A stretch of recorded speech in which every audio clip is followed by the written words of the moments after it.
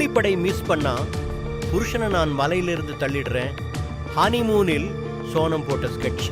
Meghalaya honeymoon சென்ற கணவனை மனைவியே காதலன் கூலிப்படையுடன் சதித்திட்டம் தீட்டி கொலை செய்த சம்பவம் நாடு முழுவதும் அதிர்ச்சியை ஏற்படுத்தியுள்ளது.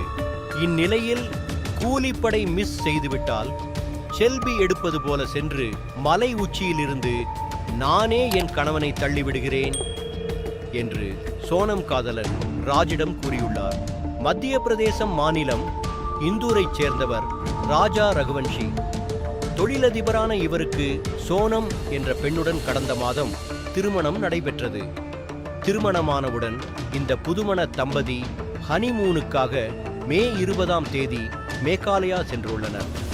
அங்கு அவர்கள் ரிசார்ட்டில் தங்கி சில நாட்கள் சுற்றி பார்த்துள்ளனர். கடந்த மே 23ஆம் தேதி திடீரென்று புதுமண தம்பதி இருவரும் மாயமாகிவிட்டனர். ஹனிமூன் சென்ற தம்பதி மாயமான சம்பவம் அதிர்ச்சியை ஏற்படுத்தியது. இது தொடர்பாக புதுமண தம்பதி உறவினர்கள் காவல்துறையில் புகார் அளித்தனர். காவல்துறையும் அவர்களை தேடி வந்த நிலையில் கடந்த 2ஆம் தேதி ராஜாவின் சடலம் அழுகிய நிலையில் மீட்கப்பட்டது. பிரேத பரிசோதனை முடிவில் ராஜா ரகுவன்ஷியின் தலையில் வெட்டு காயம் இருந்தது உறுதி செய்யப்பட்டது. புதிதாக திருமணமாகி ஹனிமூன் சென்ற கணவர் கொலை செய்யப்பட்ட சம்பவம் அதிர்ச்சியை ஏற்படுத்தியது. மனைவி சோனத்தின் நிலை என்ன ஆனது என்றும் வெளியில் தெரியவில்லை. இதனால் இந்த வழக்கில் மர்மம் நீடித்துக் கொண்டிருக்கிறது. இந்நிலையில் சோனம் கடந்த சில நாட்களுக்கு முன்பு உத்தரப்பிரதேசத்தில் கைது செய்யப்பட்டார். காதலனுடன் இணைவதற்காக சோனமே கூலிப்படை மூலம் இந்த கொலையை செய்ததாக காவல்துறை அதிர்ச்சி தகவல் வெளியிட்டது. இது தொடர்பாக சோனம், அவரின் காதல், கூலிப்படையினர் உள்பட 6 பேர் கைது செய்யப்பட்டுள்ளனர். இது குறித்து மேகாலயா காவல்துறையினர் கூறுகையில், திருமணம் முடிந்த உடனேயே இந்த கொலைக்கான திட்டமிடல் தொங்கிவிட்டது. அதன் காரணமாகத்தான் இதை திட்டமிடப்பட்ட கொலை என்கிறோம். மே 11ஆம் தேதி திருமணமானது. மே 15ஆம் தேதி சோனம் அவரின் பெற்றோர் வீட்டுக்கு வந்துள்ளார்.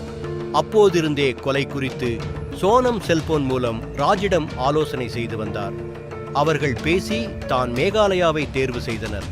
சோனம், ராஜ் குஷ்வஹா இணைந்து கூலிப்படைக்கு லட்சக்கணக்கில் பணம் கொடுத்து கொலையை அரங்கேற்றியுள்ளனர். கொலை சம்பவத்தின் மூளையாக செயல்பட்டது ராஜ் என்றாலும் சோனம் அவருக்கு பக்கபலமாக இருந்துள்ளார். தங்களின் இருப்பிடத்தை லைவ் லொகேஷனாக அனுப்பியது ஹனிமூனை நீட்டித்தது என்று அவர் கொலைக்கு சாதகமான சூழலை உருவாக்கியுள்ளார். மே 23ஆம் தேதி ராஜாவை கொலை செய்ய ஆள் நடமாட்டம் இல்லாத ஒரு காட்டுப் பகுதியை தேர்வு செய்துள்ளனர். அங்கு புதுமண தம்பதி காதலன் ராஜ், கூலிப்படையை சேர்ந்த ஆனந்த், ஆகாஷ், விஷால் ஆகிய 3 பேர் இருந்துள்ளனர். ராஜா சோனம் பேசிக்கொண்டிருக்கும் போது கூலிப்படையினர் வந்து தாக்குவதுதான் திட்டம். இது குறித்து சோனம் தன் காதலன் ராஜிடம் அவர்கள் 3 பேரை சரியாக குறிவைத்து ராஜாவை தாக்க சொல், இல்லாவிடின் போட்டோ இருப்பது போல சென்று என் கணவனை நானே மலை உச்சியிலிருந்து தள்ளிவிடுகிறேன் என்று கூறியுள்ளார். அவரிடம் தொடர்ந்து விசாரணை நடத்தி வருகிறோம் என்றனர். ஆனால் காவல்துறையின் குற்றச்சாட்டுகளை சோனம் மற்றும் ராஜ் குன்வஹா குடும்பத்தினர் தொடர்ந்து மறுத்து வருகிறார்கள். அவர்களுக்கு இந்த கொலை சம்பந்தம் இல்லை. காவல்துறை அவர்கள் மீது வீண் பழி சுமத்துவதாக குடும்பத்தினர் கூறுகின்றனர்.